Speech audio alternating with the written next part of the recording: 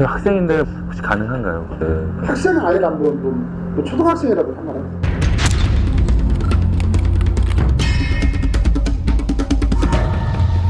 빌리는 건 쉽지만 엄청난 고금리가 도사리고 있습니다. 고정된 집에 계속 돌려막기 하다 보면은 어느 시점에 가서는 빵 터져버려요. 나중에는 약간 좀 뭐 포기하는 심정 좀 비슷하게 되더라고요. 이게 도저히 안 되니까 터널로 하자면 끝이 좀 보여야 되는데 계속 터널이니까 말이죠.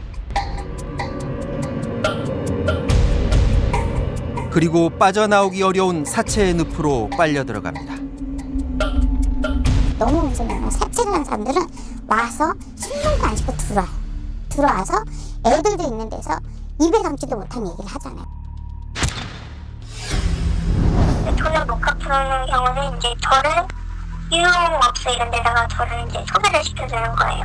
폭행도 당하기도 하고 국제결혼 시켜가고 한다는 등.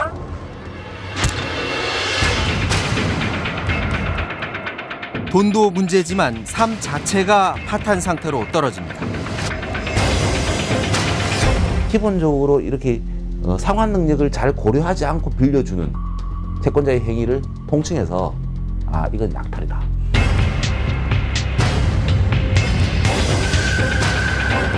초고금리로 결국 모든 것을 빼앗아가 파멸로 이끄는 치명적 유혹입니다.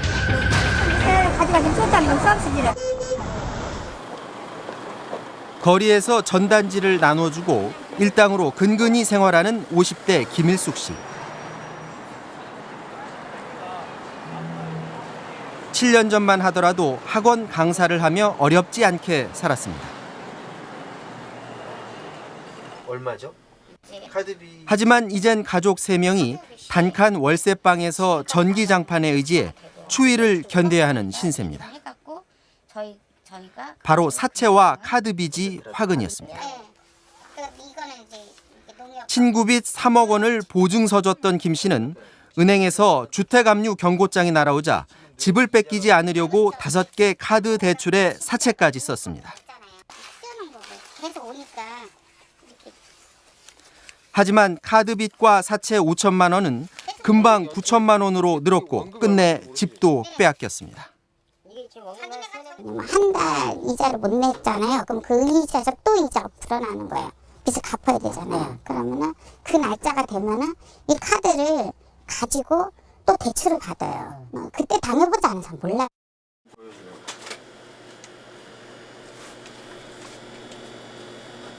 사채업자의 협박과 카드빚 독촉을 견디다 못해 김 씨 가족은 이후 사는 곳을 숨기며 살아가는 도망자 신세가 됐습니다. 최종 목적으로 이렇게 완전히 탕감. 이제 우리가 너무 무서운 게 사채를 한 사람들은 와서 신발도 안 신고 들어와서 애들도 있는 데서 입에 담지도 못한 얘기를 하잖아요.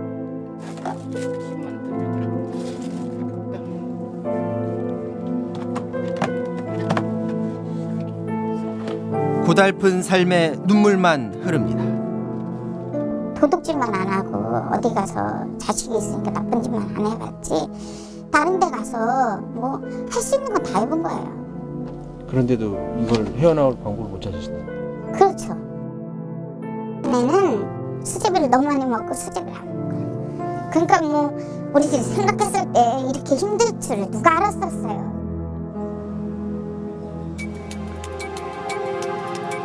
수입 의류를 판매해온 서영남 씨는 자금 회전이 안 돼 어려움을 겪던 중 재작년 7월 가게 앞에서 대부업 광고 전단지를 보게 됐습니다. 소득 증명 없이 손쉽게 돈을 빌릴 수 있다는 말에 800만 원을 빌렸습니다. 그런데 알고 보니 연 226% 고금리의 불법 대부업체였습니다. 이자를 몇 번 갚지 못하자 이율은 금세 뛰었고 또다시 추가 대출을 통해 이자와 대출금을 갚는 악순환에 빠졌습니다. 그럼 지금 돈이 없는데 어떻게 갚으냐? 그럼 다시 800만 원을 빌려서 그걸 50% 먼저 갚고 나머지 잔여금을 갚고 그렇게 해서 그 잔여금을 빌려줄 수 있다라는 얘기를 하더라고요. 그러니까 나중에 800에 1,500으로 된 게 한 6개월 정도 만에 1,500으로 올라갔어요. 게다가 서 씨는 백지어음에 도장을 찍어줬다가 가재도구까지 압류당했습니다. 불법 대부업체가 대출 원금이 아닌 불법적인 초고금리 이자까지 합한 액수를 일방적으로 어음에 써넣어 돈 되는 건 다 가져간 겁니다. 차양 선수라고 했기 때문에 제 이름하고 도장만 찍어주면은 나중에 계약서에서 보내준다 그랬어요. 저 역시도 요구를 안 하고 그냥 이렇게 가면 되는 거는 줄 알고 있었고요. 그러다 보니까 뭐 일에 매달리고 뭐 하니까 계약서 생각 전혀 못했고 시간이 지나면서 이제 그 돈을 갚는 데 전전긍긍한 거죠.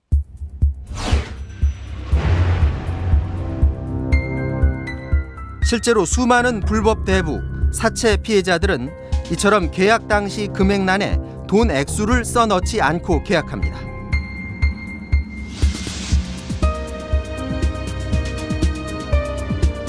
급한 마음에 하라는 대로 도장을 찍지만 사채업자의 계획된 수법입니다.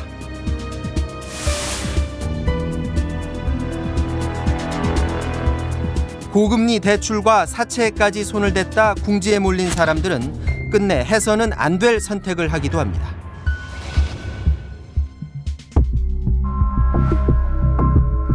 지난해 말 30대 최모 씨 일가족 4명이 차에서 숨진 채 발견됐습니다. 수입 사업을 해오던 최 씨는 여기저기서 돈을 빌려 돌려막기를 하다 빚이 수억 원대로 늘자 극단적인 선택을 했습니다. 유서에도 빚으로 인한 고통이 고스란히 적혀 있습니다.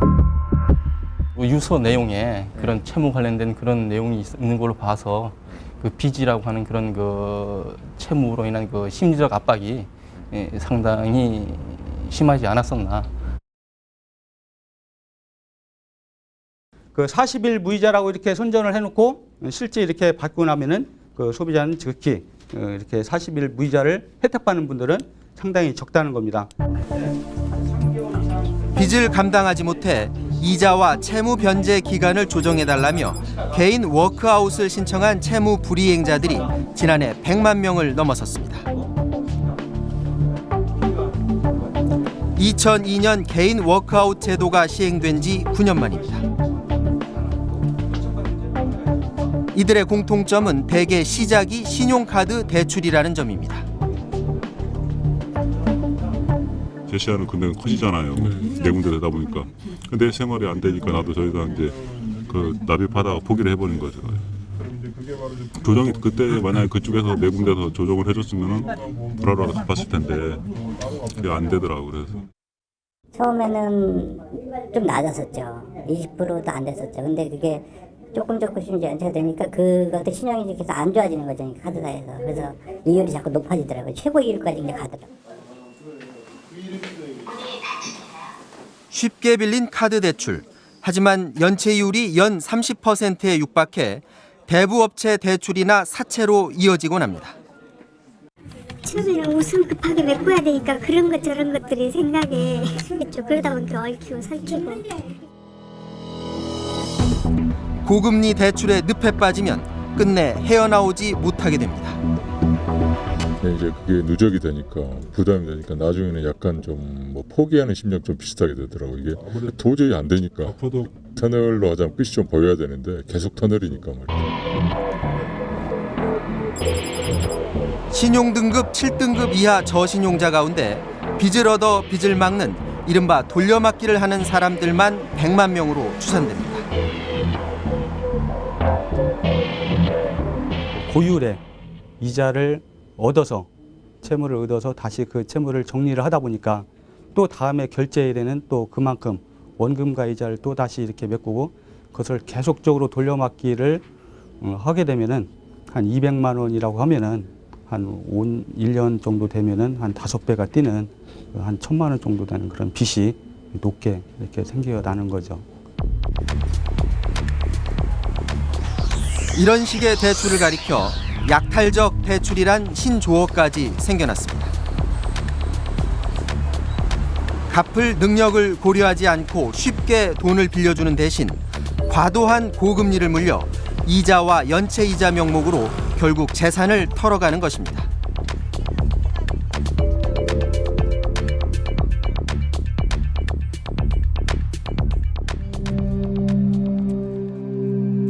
특히 최근엔 대학생들마저 이 같은 약탈적 대출 시장의 먹잇감이 되고 있습니다. 대학생 오상진 씨는 지난 2009년 대학교 복학을 위해 대부업체에서 500만 원을 신용 대출했다 곧바로 빚의 사슬에 묶이고 말았습니다. 그래서 원래는 300을 빌렸었는데 이제 300 말고 좀 더 금액을 크게 500으로 잡아서 그렇게 빌리는 게 어떻겠냐.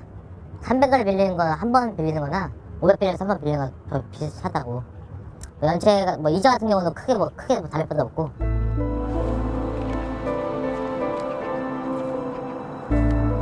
대학생이란 이유로 이자율은 처음부터 연 30%. 게다가 연체라도 하게 되면 이자율은 훨씬 높아집니다.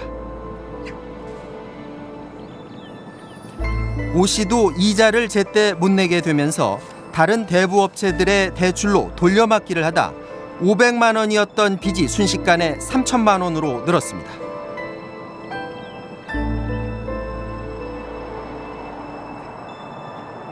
학교도 휴학한 채 빚 갚기에 전력하고 있지만 빚은 좀처럼 줄지 않고 있습니다. 거의 뭐 강압이죠 거의.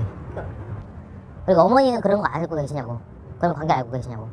누나들도 뭐 전화번호 다 있는데 적혀 있는데 이쪽으로 전화 안 가게끔 먼저 하라고 큰 소리 치고 이제 뭐 좀 비하적인 인간 비하적인 뭐 그런 발언. 금감원장이 직접 나서 대학생에 대한 신용대출 자제를 권고했지만 현장에선 여전히 대학생 대출이 성행하고 있습니다. 대학생을 시켜 등록된 대부 중개업체에 대출을 문의해봤습니다. 대부업체는 다 연애 상관없어요. 네, 학생이라도 상관이 없고. 학생이라도 시장이요? 아니 또 근처 또 자신들이 직업을 속여 다 알아서 해준다고 말합니다. 더 있어가지고 이제는 뭐 롯데백화점 아무나 쓴 다음에 뭐 그걸 좀 써놓거든요. 어차피 근데 서로 짱을 치는 거죠. 왜냐면 어차피 금감원에서 무입장을 알고 있지만은 액면상으로 금감원에서 그 직장인으로 안 나가는 짓을 안 해주기 때문에 그런 거 보니까 예, 저 상담 좀 하러 왔는데요.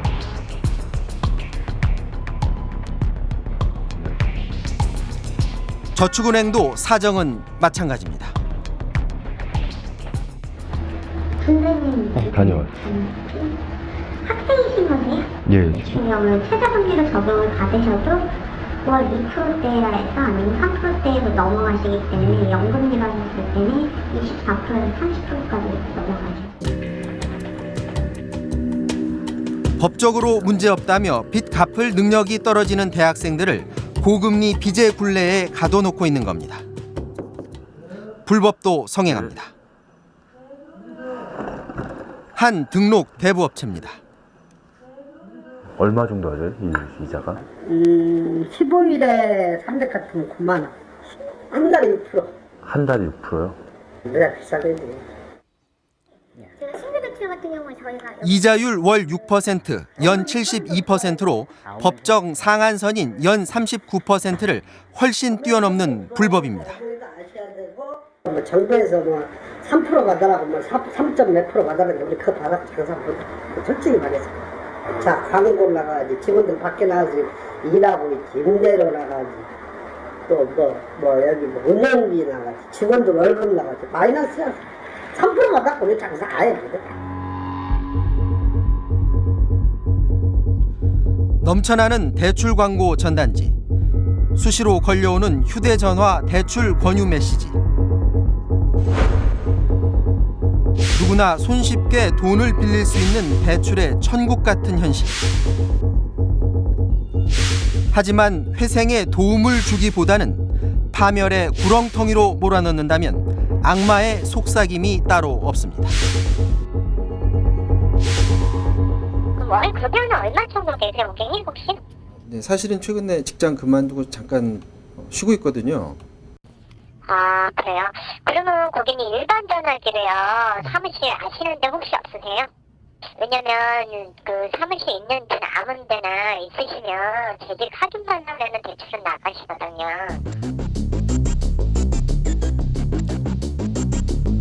이런 마구잡이 대출은 대부업체 실적을 봐도 그대로 드러납니다. 한 대형 쇼핑몰 사은품 증정 장소가 많은 고객들로 북적입니다. 손님에게 누군가 다가가 속삭입니다.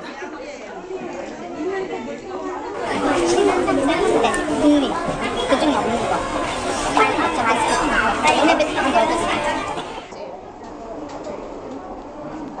한 팀으로 움직이는 신용카드 모집인들입니다.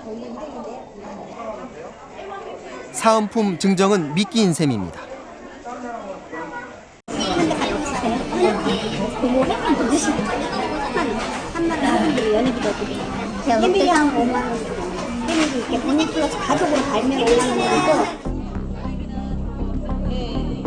가입 신청서를 쓰자 바로 돈을 줍니다. 현행법상 연회비의 10%가 넘는 경품 제공은 불법. 돈을 주며 마구잡이로 고객을 유치하는 불법 카드 모집입니다. 이번엔 포장지에서 무언가를 꺼내 또 카드 가입을 유도합니다. 이거는 샤넬이고 루비통은 처음이었고 샤넬이에요. 이건 가방. 이거 가죽이에요. 루이비통이잖아요. 네. 이거 들고 다니면 찜해져. 가죽이라. 그거 나중에 기름 발라 부셔도 되고. 지금 하지만 지금 원하는. 신용카드 불법 모집에 짝퉁 명품 가방까지 동원됐습니다. 요거 한 번만, 요거 드리고 청구 조금 더 드리고 가방 워낙 비싸서 이거 하나. 요거 먹어요. 일단 수준만 이렇게 과도한 경품 제공은 실적 경쟁 때문입니다. 3개월 동안은 꼭 10만 원 이상씩을 써주셔야지 저희가 이용 수당으로 저희는 월급을 받는 거거든요. 그래서 이용 그 수당 받는 거를 반 나눠드리는 거예요. 한 대형 놀이시설 주차장. 차에서 내리자마자 신용카드 모집인들이 달려듭니다. 내가 지금 보시는 못하겠어. 내가 4만 원 드릴 거예요. 여기 4만 원? 네. 그럼 카드 두 개. 8만 원 가져가시라고요. 그래서 애들 다 맞고도 내 남는 거 식사도 하시고 그래서 주시면 좋죠. 여기 내드려요 우리가. 여기다 계좌번호 있으니까 거기다 넣어드리니까 걱정 안 하시대요. 올 들어 불법 카드 모집 단속이 강화됐다지만 법망을 피해 주차장에서까지 신용카드 불법 모집이 성행하고 있습니다. 마트도 가면은 사람 있잖아요. 공식적으로. 그래서 되는 거고 여기는 비공식적으로 되는 거거든요. 여기는 자리를 깔고 하는 거잖아요. 자기네 입장은 자릿세를 내고 하는 거예요. 우리는 자릿세 안 없이 그냥 하는 거잖아요. 떠다니면서. 이 같은 마구잡이 카드 발급은 결국 무분별한 카드론이나 현금 서비스로 이어집니다. 지난 2009년 당뇨 합병증으로 이가 모두 빠진 39살 송응천 씨. 일자리도 얻지 못해 기초생활 수급 대상자이지만 카드 모집인들은 직업을 속이게 했습니다. 카드사도 확인 절차를 제대로 거치지 않고 신용카드를 발급해줬습니다. 직업이 없습니다. 그러니까 직업이 상관없다고 그러니까 일단 사인만 하라 하더라고. 회사 이름을 아무 때나 적어놓고 줬으니까. 그래서 저 이제 콜센터 전화로 거기 근무한다고 이야기를 하려 하더라고. 그래서 맞다 하니까 근무한다고 하니까 카드가 나왔습니다. 이렇게 발급된 신용카드 3개로 받은 현금 서비스와 대출은 930만 원. 여기 월세지? 여기에 저축은행에서도 인터넷으로 200만 원을 대출받았습니다. 탤런트가 나오는 거 보니까 그래서 내가 그냥 인터넷에 그냥 안 될 줄 알고 있지 않습니까? 했는데 되더라고. 바로 입금 시켜주더라고요. 일자리가 없는 송 씨의 빚은 연체 이자까지 합쳐 1,900만 원으로 불었습니다.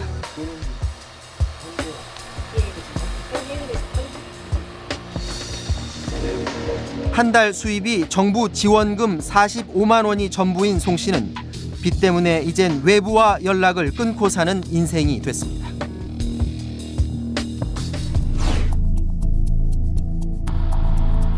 신용카드와 대부업체의 고금리 이자를 돌려막다 감당을 못하게 되면 결국 사채의 덫에 걸립니다.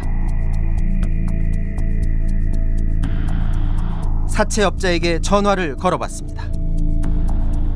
살고 계신 집은 어떻게 살고 계십니까? 지금 전세로 살고 있습니다.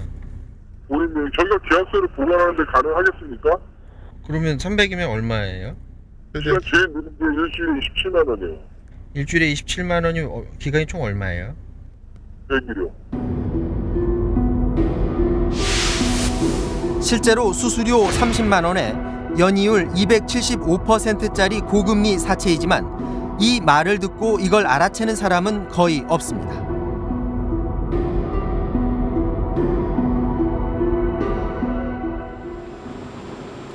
돈을 빌리겠다며 본인이 합법적인 대부업자라고 주장하는 한 사채업자를 만났습니다.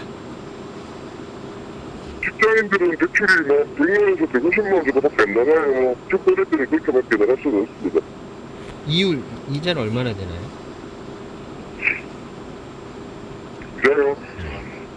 얼마 생각하시는데요? 제가 얼마 생각하는 걸 말씀드려야 되나요? 사채업자가 제시한 이율은 연 200%. 기자 신분을 밝히자 태도가 돌변합니다. 믿음하고 한 대로 있어요. 그걸 똑같이 받으니까 저도 못 하는 거예요. 생각 하는 사람들이 막 똑같아요. 그 차이 높은데. 경찰 신고도 별 신경 쓰지 않습니다. 나하고 신고한단 말이에요? 그건 하세요. 다 그뿐이니까. 나도 그뿐이에요. 근데 저건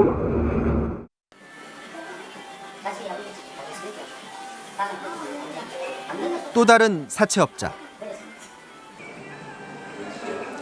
신용에 상관없이 돈을 빌려주는 이유는 받아낼 자신이 있기 때문이라고 말합니다. 변명이 하는 다 봤습니다. 공갈을 치고 칼로 치고 하고 집안을 다 숙박 내고 이런 건 잘못 치고 제 알기 때문에 그렇기 때문에 급증 절대 스스로는 무섭다.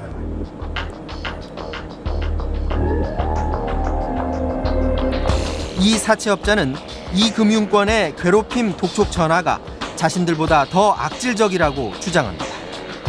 못 갚은 게 어떻게 하냐? 사람 말라니까. 인간입니까 그거예요? 우리 같은 놈이 와도 그런 놈은 인간 같지 않아요. 일곱 시에 밥 넘어가고 전화 오고 아침 돼가고 눈 뜨자마자 전화 오는데 그 사람 공부가 없겠습니까? 감당 못할 빚에 의존하는 개인들의 도덕적 해이를 지적하는 목소리도 없지는 않습니다.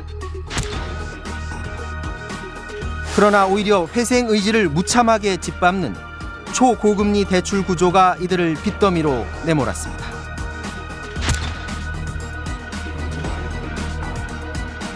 지금 이 순간에도 수많은 서민들이 약탈적 고금리 대출로 고통을 겪고 있습니다.